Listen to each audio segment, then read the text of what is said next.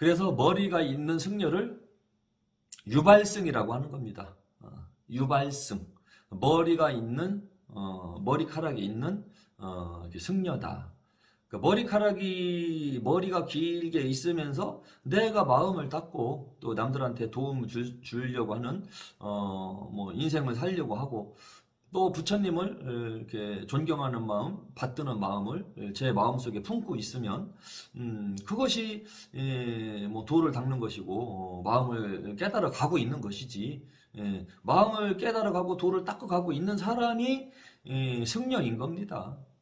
모습만, 머리만 딱, 홀딱 깎고, 회색 먹물 옷만 입었다고 승려는 또 아니거든요. 그런 모습을 하고서 막 도박장 다니고 술집 다니는 또 스님들도 일부 있거든요. 모습은 스님인데 하는 짓은 몰래 막 그 절간 돈 갖다가 한량 짓을 하고 다니는 스님들도 일부 있기 때문에 불교 쪽에도 문제가 많습니다. 제가 지금 이거 입은 이 옷 있잖아요. 이거는 한복이 아닙니다. 승복입니다. 승복. 완전히 정통 승복입니다. 이게. 승복은 회색만 있는 게 아니에요. 이런 그 승복은 이런 회색으로 된 이런 색깔이 주로 많은데, 회색도 승복이지만 이렇게 흰색으로 된 승복도 있습니다. 자 보세요. 이게 승복입니다. 이게 정통으로 승려복만 만드는 곳에다가 제 체형에 맞게 이렇게 맞춘 겁니다. 그리고 검정색으로도 승복이 있습니다. 이 모양만 이렇게 갖추면은 그 격식이 있거든요. 승복의 격식. 색깔로 승복을 이렇게 승려복을 나누는 것은 아닙니다. 그래서 제가 이 입은 한복도 승려복입니다, 사실은. 그래서 지금 이 승려복을 입고 여러분들한테 방송을 찍는 거고요. 그래서 저는 유발승인 겁니다, 유발승. 그래서 이 부처님 도량을 이렇게 내가 나중에 부처님을 모시고 살겠습니다. 소원을 이룰 수 있도록 도와주십시오 해가지고 천지신령님 전에 또는 부처님 전에 제가 계속 기도하면서 열심히 돈을 정직하게 벌어서 모아서 그런 도량을 운영할 수 있도록 도와주십시오 하고 기도하면서 제가 살아왔던 것이고, 또 이런 그 사찰 도량을 운영하기 위해서 그래도 하다못해 연불은 할 줄 알아야 되잖아요. 부처님을 모셨는데 목탁 연불도 못하면 안 되잖아요. 그래서 목탁 연불하는 것도 좀 제가 배웠고 준비를 했던 겁니다. 벌써 20년 가까이 돼가고 있네요. 그런데 그동안에는 제가 이런 얘기를 안 했어요. 왜? 점을 보고 이 복채를 받고 이 무속적인 일도 했었기 때문에 자칫 이런 얘기를 자칫 잘못하거나 이해를 못하는 사람들이 이런 얘기를 들으면은 또 이제 욕할 것 같고, 욕먹을 거는 아닌데 욕할 것 같고, 이해를 못하는 사람은 이 머리카락이 있으면 저게 뭐요, 대가리가 뭐 저기 머리 긴 게 막 긴 머리가 덕지 붙어갖고 저게 뭐 중이요 뭐 이러잖아요. 그 무식한 사람이 그러는 겁니다. 무식한 사람이 겉모습만 보고 판단하는 사람들이 그렇게 이야기하는 거고요. 조금 공부가 되신 분들은 압니다. 유발승 또는 거사라고 합니다. 거사. 그렇게 표현합니다. 근데 저도 뭐 제가 스스로 나는 정통 뭐 이 조계종에 속하는 정통 완전히 정법으로 뭐 그 코스를 밟은 승려다라고 저는 말 안 합니다. 또 그런 사람도 아닙니다.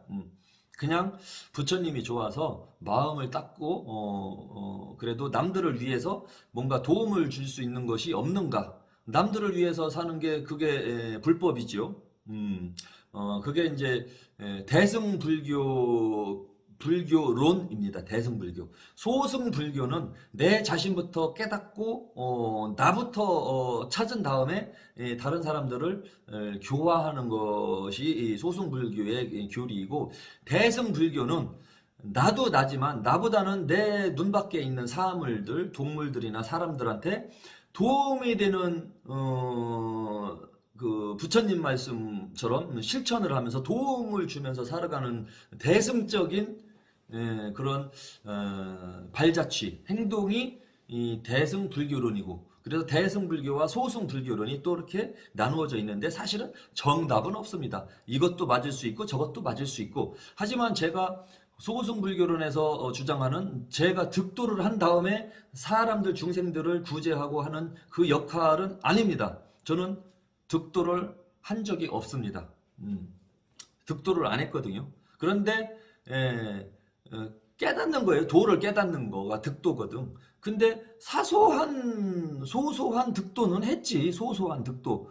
근데 그거를 득도했다고 어디다가 말도 못 하는 거예요. 그런 거는, 그 정도는. 근데 이제 그냥 내 몸 자체가 죽을 때까지 어차피 죽으면은 한 줌에 재가 되는 거, 어차피 살아서 이렇게 움직일 때 남들한테 뭔가 도움 주는 조금이라도 유익한 인생을 살다가 죽는 것이, 그렇게 살다가 내 몸을 버리는 것이 내 몸뚱아리를 잘 쓰고 가는 것이 아닌가.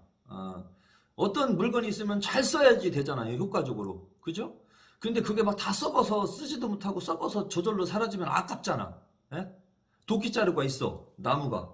그러면 잘 깎아가지고 쇠를 딱 껴갖고서 멋있는 도끼를 만들어갖고 도끼를 탁 쓰면은 그 도끼자루가 그 역할을 하는데, 좋은 도끼자루를 갖다가 저기다가 처박아 놔가지고 막 곰팡이 피고 습기 올라가가지고 나무가 물을 먹고 해가 지나고 1년, 2년, 3년, 10년 지나서 그 도끼자루가 썩어버렸네? 그러면 그 아주 도끼자루로 유용하게 쓸 수 있는 제목감이 그냥 썩어서 사라진 거거든요. 그러면 그 역할 못하는 거거든, 그 나무는.